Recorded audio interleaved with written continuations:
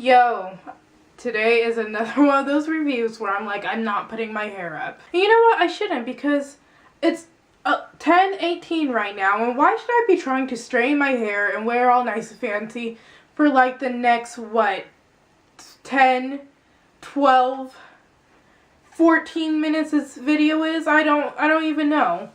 I should be wearing my hair up every single review. Anyways, you aren't here to hear me rant about wearing my hair up or down in this video. You're here to watch a review. So let's just do exactly that. Hey guys, my name is Taya, and today I'm here to do another Walking Dead review. Awesome episode. And yeah, let's just say things about it. So it starts off with Carol's story as to what happened after she left the group. She basically goes off on her own in the car, and it shows her crying, and I'm like, oh my god, that's so sad, because you know, Rick's group is her family. They're not like, oh, these people I survived with. They are a family, and Rick even says it, these people are my family. They are a family, and she was basically just kicked out of her own family. She yells at the walker she's yelling at the walker saying, go away, go away. But I'm not sure if she's actually saying that necessarily to the walker than her feelings, if that makes sense. Eventually she finds a building to live in, and she sleeps there, and then she starts setting up traps and everything to, I guess for walkers, I don't know. Well, I do know it is for walkers. She sets up traps, and she sees burning off into the distance, so she goes towards it, and she sees the prison up in flames, and that is where the episode decides to, hey, let's put the credits here. Daryl and Carol continue their quest to go get Beth, and they're following the car and everything, and they follow it until the car stops, and two people gets out. Now, I'm like, how did these people not notice Daryl and Carol? Daryl mentions that one of them looks like a police, and I'm like, how did they not notice anything? While they were watching, a walker comes up on the window and starts growling, moaning, and banging on the window and stuff, and they get scared, like they get shocked. And what I liked about this is, they're not shocked about the walker. They're shocked because they thought the walker was one of the policemen, and I thought that was really funny that that they weren't scared of the dead person. They were scared of the police. I mean, I know they're used to the dead people, but I mean, really? And even after all that banging on the door the walker did, the policeman still didn't notice the walker or anything. He didn't even notice anyone watching. I mean, okay, great detective skills. Carol takes Daryl to the place where she went when she was shunned from the group, and Carol is like, hey, I'm gonna take the first shift watching, and Daryl's like, hey, you don't need to because we're pretty safe. And she insists, and she's like, I'll take the top bunk and you take the bottom because it suits you better, and it has all pink and stuff. And I'm like, ha, you think you're funny, Carol, don't ya? So Carol and Daryl are having a conversation, and Carol says, I don't think we get to save people anymore. Daryl replies with, then why are you here? And Carol says, I'm trying. I think that was a really deep conversation, especially the I'm trying, because that plays a factor into everything that they're doing in this whole entire episode. They hear some noises, and they go to look for whatever had made those noises, and they see that walkers are stuck like in a room. Carol wants to kill them, and Daryl's like, you don't have to, and he stops her from doing it. The next morning, Carol sees him burning the bodies, and now I thought this was really sweet, because if you remember in season 4, Daryl didn't think anything of walkers. He just thought they were dead. They were dead flesh walking around, until he was stuck with Beth, who made him realize these were actual people. They had actual lives. They actually lived, and they deserve to be mourned in a respectful way. And so that was a pretty good thing they brought back, is Daryl respecting the lives that they once lived and burning their bodies instead of just putting them down, and that's it. Carol thanks him for burning the bodies, and they have a commercial break. When the episode comes back, we have another flashback of them burying Lizzie and Mika's bodies. Sad face. They decide to move out and continue their search for Beth. And they go around the corner and see a bunch of walkers. Daryl throws a flaming book and they all, like idiots, go towards it. While they go in, Daryl kills someone and then a walker, and grabs the arrow. I'm like, I love how they have to show Daryl grabbing the arrow every time. Like, if he doesn't grab the arrow, then that means that there's something wrong. Like, it's just they don't need to show it every time. We can assume that he's going to grab his arrow if he shoots it. So we see the walkers in sleeping bags and tents. I'm like, what the even heck? Like, what were they even doing in tents and sleeping bags to even be in that position?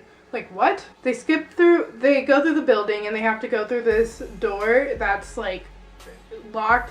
And Carol gets through it and then Daryl's just like, oh, good thing I skipped breakfast. Like, LOL. They come up on a window and they see the city in ruins.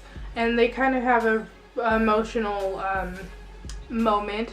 Carol tries to tell Daryl about the girls and he kind of stops her. He says he knows and Carol said, it's worse than what you think it is. But she never got around to telling him what it was.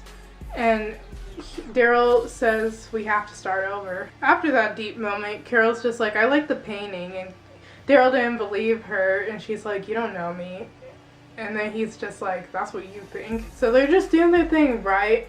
And guess who shows up and mugs them? Everybody hates Chris. I mean, he just had to. He just had to show up and mug them. I mean, really? He's like, please, put down your crossbow. I'm like, aw, he's a nice mugger. And then he's like, you guys look tough. I know you can handle this. Boom, lets out the walkers. Like, what if they would have died there? He wouldn't have felt bad, let's be honest here. Carol tries shooting him, but gets stopped by Daryl. After that, she explains that she wasn't going to kill him. She was just going to injure him very, very badly to the point where he could die. I mean, no harm, no foul, right? That gets Carol really emotional, and she starts talking about how about her absence, and she didn't want to leave, and she can't just sit around and let people die. And Daryl just says, they're not the person they used to be, but they have to try. So there's another flashback of Carol burning Karen and David. Okay, so after this, my TV cuts out for a bit because here in Washington State, it rains a lot. And with raining, that messes up the cable lines and everything with like bad rainstorms, which I'm experiencing. And all I really saw in these few moments that my TV cuts out is they get into a truck, they are swarmed by walkers, and then they're hanging off a cliff, and then they're at the bottom of the cliff, and that's all my TV picked up for those few minutes. During those minutes, I was on the edge of my seat. I'm like, what's going on? So they're recuperating in the alley from their, sorry, there's something in my eye, from their fall off the cliff, and they decide to go into the building. Daryl finds a machete, and he takes it out of the walker's hand, right? And he just kills him with it. I'm like, oh, that poor guy. Carol says he looks like a man now, and then starts talking about her past, in which the shelter that she took Daryl to was one that her and Sophia stayed with. And it's cool to mention her and Sophia, because before it seemed like she wasn't willing to talk about it with like Lizzie, and now she's able to mention Sophia again. And she says they would go to that shelter to get away from Ed, which was her husband. And she was saying how she was so afraid of him, but at the prison she felt like she can be the person who she always thought that she should be. So they keep on moving, and they find a walker with one of Daryl's arrows in its head, and they find Chris, or I should say Noah, because his name is Noah in the show, fighting off a walker. He throws the walker at Carol, who falls because she was already injured from falling off the cliff in the truck. And they get the walker off of Carol, right? And Daryl goes in and boom, smashes him up against the bookshelf, which makes the bookshelf fall on him, with a walker behind him trying to get out. Daryl wants to leave this boy for dead, and Carol begs him not to, and Daryl almost leaves him, but it's a good thing he didn't, because right afterwards they discover that they both know Beth. Noah falls on the ground, and Carol tells Daryl to help him up, and she'll go out and try to catch the people. So she does that, and she gets hit by their car. They pick her up and put her in the car, and while this is happening, Daryl wants to go out there and kill them, but Chris convinced him, hey, don't do it. Don't do it. Daryl asks Noah how easy is it going to be to take them on, and he informs them that it's not going to be easy. They have people and weapons, and Daryl's just like, so do we. So we see that Daryl and Noah are on their way back to the church to gather up their people, and I can't express enough how excited I am. Next episode is the mid-season finale, right? Is it next episode or the episode after that? Either way, it's going to be good. The second half of The Walking Dead is going to be so good. But that's it for this review. Let me know if you liked it or liked the episode. Whatever. You know what to do. Make sure to subscribe, like, and comment if you like my reviews. Or if you don't, you can just, not like or comment or do anything. I'm trying to reach a goal of 100 subscribers by Christmas time. So if you want to contribute, that'd be cool. But if not, then that's also cool. So yeah, that's about it for this video. So if you enjoyed, make sure to check out the links down below to my YouNow, Tumblr, Twitter. Follow me, become a fan, especially on Tumblr, and all that good stuff. But other than that, I will see you later, alligator.